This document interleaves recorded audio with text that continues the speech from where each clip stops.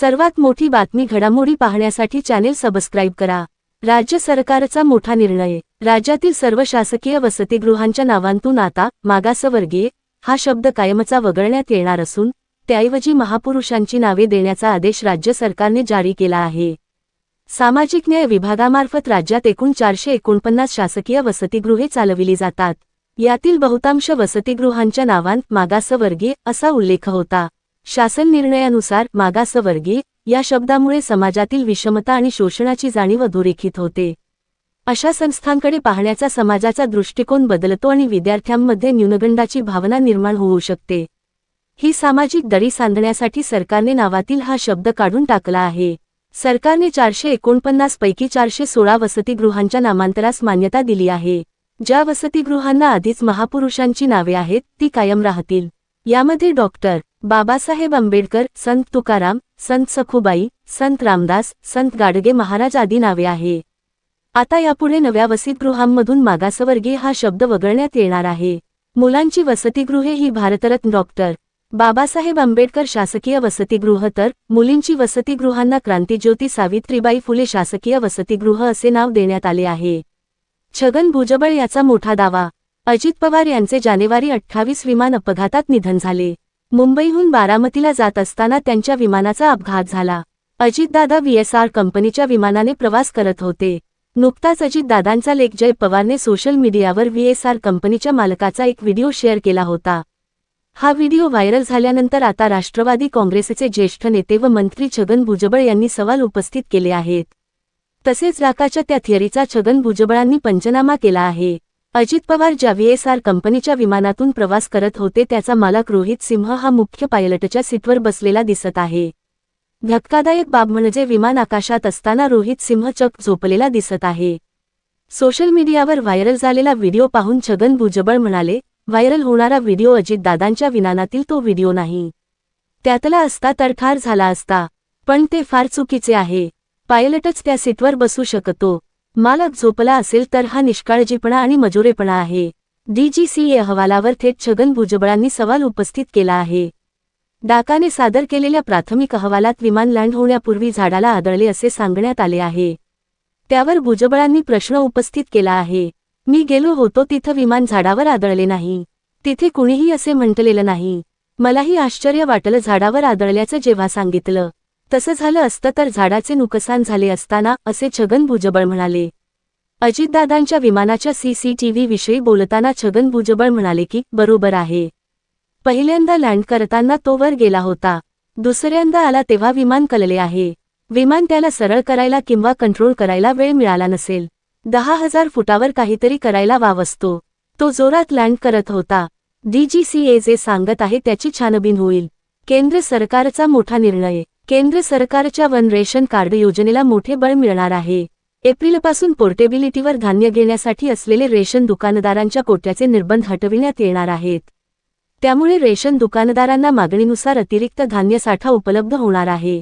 पोर्टेबिलिटीवर धान्य घेण्यासाठी असलेले रेशन दुकानदारांच्या कोट्याचे निर्बंध हटविण्यात येणार आहेत। त्यामुळे रेशन दुकानदारांना मागणीनुसार अतिरिक्त धान्य साठा उपलब्ध होणार आहे। पुरवठा विभागाने यास मंजुरी दिली असून राष्ट्रीय अन्न सुरक्षा कायद्यानुसार सर्व कार्डधारकांना अनुदानित रेशन धान्य मिळावे यासाठी केंद्र व राज्य शासनाकडून अन्न वितरण व्यवस्थेत सातत्याने सुधारणा केल्या जात आहेत। रेशन धान्याच्या पोर्टेबिलिटीसाठी अतिरिक्त 10 ते 15% धान्य कोटा उपलब्ध करण्याची मागणी संघटनेकडून करण्यात आली होती। त्यानुसार आमची मागणी शासनाकडून मान्य झाली असून एप्रिलपासून आता मागेल तितका धान्य कोटा वाढून मिळणार आहे। युद्धामुळे मोठा फटका। इस्रायल आणि अमेरिका यांच्यातील युद्ध संघर्ष दिवसेंदिवस विकोपाला जाताना दिसत आहेत। याचा देशांमधील वाढत्या तणावामुळे जागतिक पातळीवरील व्यापार साखळी विस्कळीत झाली आहे। याचा थेट परिणाम भारताच्या सुकामेवा आयातीवर झाला आहे। भारत ड्रायफ्रूटसाठी मोठ्या प्रमाणावर इराणवर अवलंबून आहे। विशेषतः बंदर अब्बास आणि चाबहार ही दोन इराणी बंदरे भारतासाठी अत्यंत महत्त्वाची आहेत। सध्याच्या तणावामुळे ही बंदरे अंशतः बंद आहेत। त्यामुळे तिथून होणारी जहाजांची ये-जा थांबली आहे। यामुळे समुद्रात अनेक मालवाहू जहाजे अडकून पडली आहेत। इराणमधून होणारा पुरवठा थांबला आहे, तर दुसरीकडे भारतीय व्यापाऱ्यांकडे साठवलेला माल दिवसेंदिवस कमी होत आहे। त्यामुळे किंमती सातत्याने वाढत आहेत। बाजारातील तज्ज्ञांच्या मते युद्धामुळे पुरवठा साखळी खंडित झाली आहे। त्यामुळे विविध सुक्या मेव्याच्या किंमतीत प्रति किलो 40 रुपयांपासून 100 रुपयांपर्यंत वाढ झाली आहे. सध्या पिस्त्याच्या किमतीत मोठी वाढ झाल्याचे दिसत आहे. साधारण 1200 ते 1300 रुपये प्रति किलो मिळणारा पिस्ता आता 1500 ते 1600 रुपये प्रति किलो इतका झाला आहे. इराण आणि अमेरिकेतील कॅलिफोर्निया या ठिकाणाहून पिस्त्याची आयात होते. मात्र ही आयात घटल्याने ही स्थिती निर्माण झाली आहे. त्याचप्रमाणे अंजीर आणि मनुका यांच्या दरावरही मोठा परिणाम झाला आहे. भारताला होणारा बहुतांश अंजिराचा पुरवठा अफगाणिस्तानमधून होतो, मात्र तिथल्या अंतर्गत समस्या आणि आखाती संकटामुळे वाहतुकीचे रस्ते बंद झाले आहेत. यामुळे अंजिराचे दर किलोमागे 100 रुपयांनी वाढले आहेत. दुसरीकडे देशांतर्गत मनुका साठा संपत आला आहे. त्यामुळे मनुक्याचे दरही वाढले आहेत. मुख्यमंत्री फडणवीस यांचा मोठा निर्णय. युद्ध परिस्थितीमुळे तेथे अडकलेल्या महाराष्ट्रातील विविध नागरिकांच्या संपर्कात राज्य सरकार आहे.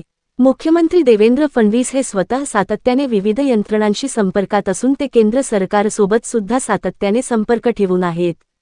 राज्याचे मंत्री गिरीश महाजन यांना त्यांनी समन्वय कार्यात लक्ष घालण्यास सांगितले आहे.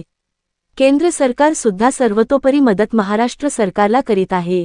दुबईतील इंडियन पीपल्स फोरमच्या सोबत समन्वय साधून महाराष्ट्र सरकारने एक व्हॉट्सॲप क्रमांक जारी केला असून ज्यांना मदतीची गरज आहे त्यांनी या व्हॉट्सॲप क्रमांकांवर संपर्क साधावा असे आवाहन करण्यात येत आहे. मध्यपूर्व परिसरातील काही देशांमध्ये निर्माण झालेल्या तणावपूर्ण प्रादेशिक परिस्थितीच्या पार्श्वभूमीवर भारत सरकारच्या संबंधित दूतावासांनी तेथे वास्तव्यास असलेल्या भारतीय नागरिकांसाठी सुरक्षा ॲडव्हायझरी जारी केली आहे. या अनुषंगाने Palestine, Ramallah, Qatar, Doha, Saudi Arabia, Riyadh, Israel, Tel Aviv, Iran, Tehran, Iraq, Baghdad, Kuwait, Bahrain, Muscat, Jordan आणि संयुक्त अरब अमिरात, अबुधाबी येथे वास्तव्यास असलेल्या सर्व भारतीय नागरिकांनी सतर्क राहावे, अनावश्यक हालचाल टाळावी आणि स्थानिक प्रशासन तसेच भारतीय दूतावासांनी दिलेल्या सूचनांचे पालन करावे असे आवाहन करण्यात आले आहे. आपत्कालीन परिस्थितीत संबंधित देशातील भारतीय दूतावासांच्या 24/7 हेल्पलाईन क्रमांकांवर संपर्क साधावा. दूतावास नियमितपणे परिस्थितीवर लक्ष ठेवून आवश्यक सूचना जारी करत आहेत. महाराष्ट्र शासनाच्या वतीने परदेशातील महाराष्ट्रातील नागरिकांनी शांतता व संयम राखावा, अधिकृत सूचनांचे पालन करावे आणि आवश्यक असल्यास तात्काळ भारतीय दूतावासाशी संपर्क साधावा असे आवाहन करण्यात येत आहे. महाराष्ट्र शासन नागरिकांच्या सुरक्षिततेबाबत सतर्क असून केंद्र शासन व संबंधित दूतावासांशी समन्वय ठेवून परिस्थितीवर लक्ष ठेवून आहे असे मुख्यमंत्री देवेंद्र फडणवीस यांनी सांगितले.